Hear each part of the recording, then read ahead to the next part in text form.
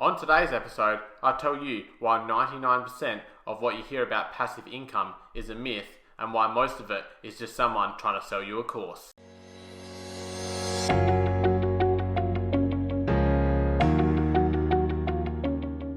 Hi everyone, I'm Ethan Rooshock, and on today's episode, I want to talk to you about passive income and why most of what you hear is a myth.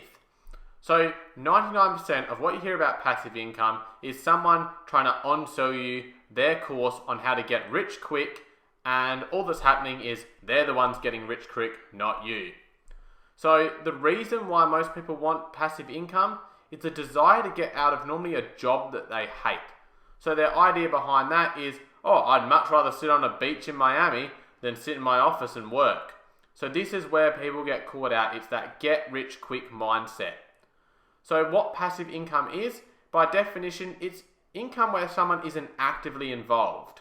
So what people think of here is I can sit back on the beach, put my feet up, and I'm going to just see that bank account keep rolling over. When in reality, this just isn't how passive income works. But if you've ever seen a pre-roll video ad on YouTube or a banner ad somewhere on the internet, or when you're scrolling through Facebook, it's, oh my God, I can make you really rich, really quick with you doing nothing. Now, if you think about in life, how often is that the case where you're going to get rich quick by doing nothing? It's very, very rare, and that's why 99% of what you hear about passive income is a myth. So the first thing I want to discuss is fake passive income.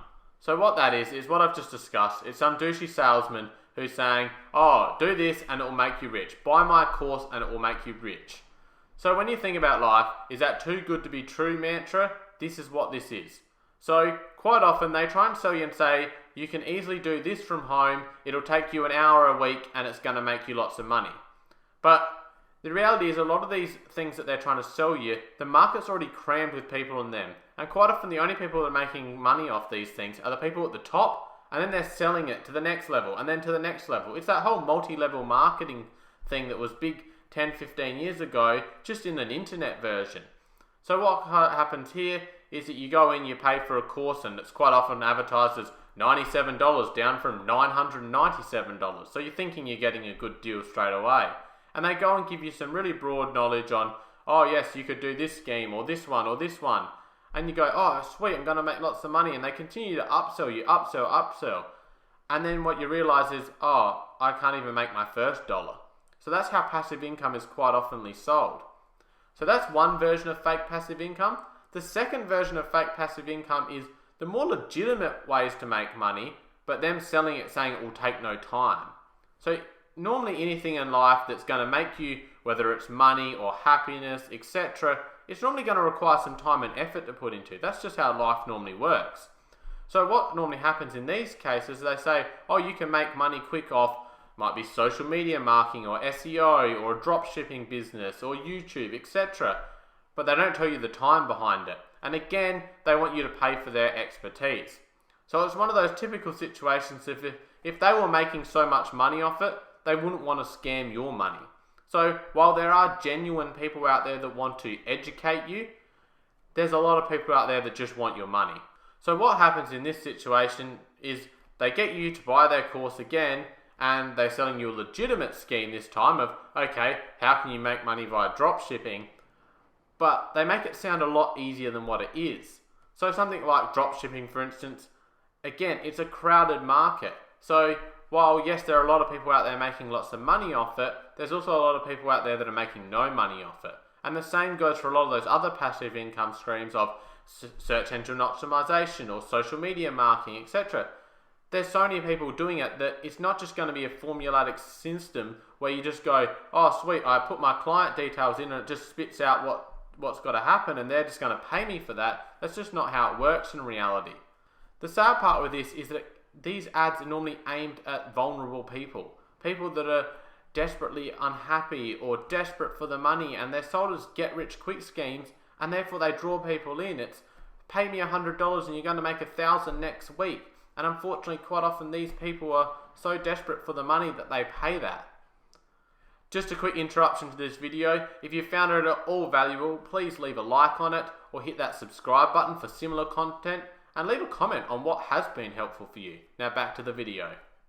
Okay, let's move on from that fake passive income stuff and let's talk about actual passive income, what I believe it is, and ways you can actually make money through passive income.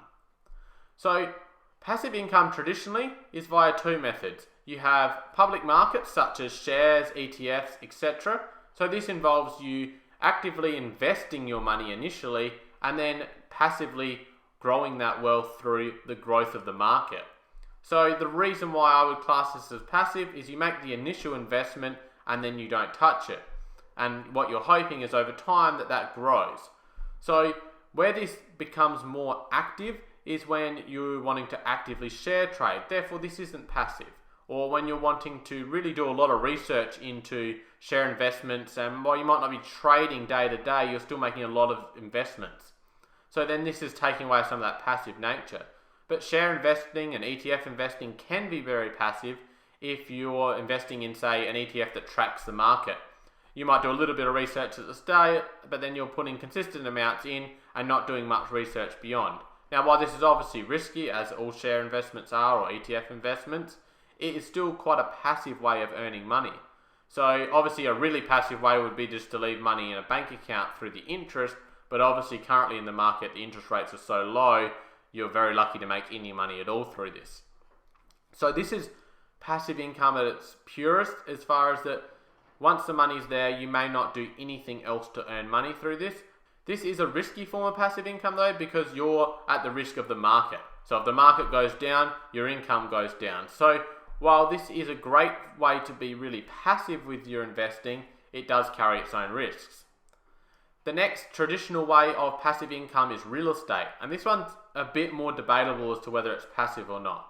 While it has some aspects of passive income as far as you're not actually putting time in every day to earn that income, you may be putting time in more often than what you hope. So it depends how actively you're managing the property. So for instance, if you go for a real estate agent and they do all the management of the property, they pay the bills, etc., and you pay those fees, and that might be all you're doing is receiving a statement at the end of the year and maybe answering some questions regarding new people coming into the property or major repairs, that is semi-passive, but it still requires you to be thinking about it. The other option there is that you more actively manage that property, but the more actively you're managing it, the less passive it actually is. So again, you're trying to get that real estate growth or that income from the rent that you're trying to deem as passive, as you're not actually going to work for it as such. But obviously this requires quite a big down payment initially to purchase properties. It requires management fees if you're not wanting to actively manage it yourself. So that's starting to chip into that passive income. So my opinion on real estate, it can be a great option, but I wouldn't deem it as passive as, say, a share investment. So then some more passive income ideas that I prefer is building your own business. So now this isn't go put your feet up on the beach after 1 week of it. This may be a 5, 10, 15 year process of you putting the hard yards in to build up a successful business that you may either be able to sell or step back, and therefore it starts to produce passive income. So this is kind of what some of those douchey salespeople tell you about passive income, but they don't tell you the work that's involved to grow a business. So you can do those businesses in some of those areas they talk about of social media marketing or SEO or drop shipping, but you've got to be willing to put in the work. So same as you might create a retail business that you can put the work in, and over time you may be able to build that up to where it runs with just staff, and you may be able to then receive the passive income from it. But it's not passive in nature at the beginning. So the other option you might have is, say, a YouTube channel like this one, but that requires hours upon hours upon hours of video creation, editing, promotion before you actually ever even earn $1. So, but you can see the process of building something over time can create an asset that will then eventually pay you back. Now this isn't guaranteed though. This is where people can get caught out or get disgruntled that they start a business and they either think it's going to make them rich really quick, and when it doesn't happen after a week or a month they give up. Or they might do it for 10 years and it wasn't really ever the right profitable niche for them to be in. So the passive nature to this is where you may be creating a product or a knowledge base or a business that requires a lot of initial investment of time, but not a lot of work long term. So for instance, someone that's successful on YouTube, they may put a lot of work into creating regular videos, But those older videos may still be generating the money 6 months down the track, 2 years down the track, 10 years down the track. So those become more passive. So they may still have an active component to that income, but there becomes a passive component to it as well. The same with growing a business, where you may be putting that time in initially, and then over time you may have regular recurring income that doesn't require as much active work as what it did when you initially started with it. Same as someone that writes a book. There's a lot of hours that go into it. So that's where the concept of passive income may be, oh, that's not passive, but it may become passive later on. So some of the tips that I have for those looking to build a passive income is first, educate yourself.